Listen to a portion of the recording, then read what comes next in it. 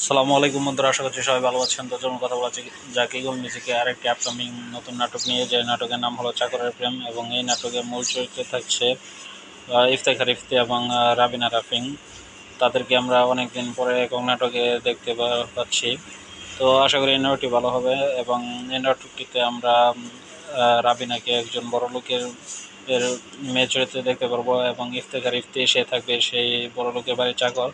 যেই যে এই নাটকের গল্পে যেখানে রাবিনার সাথে ইফতেখার ইফতির রিলেশন হবে, এবং তারা বাড়ি থেকে এসে পালিয়ে আসবে, এবং এই নাটকে আরও অনেক রহস্যময় আরও কিছু দেখতে পারবো আমরা, যেরকম খুন এরকম দেখতে পারবো। আর এই নাটকে আরও একটি চরিত্রে থাকছে ফিরোজ খান, যে থাকবে পুলিশের চরিত্রে। তো আশা করি এই নাটকটি ভালো হবে। তো এই নাটকটি আপনারা কবে, কোথায় এবং কীভাবে দেখতে পারবেন সেই আপডেটটি জানিয়ে দেবো।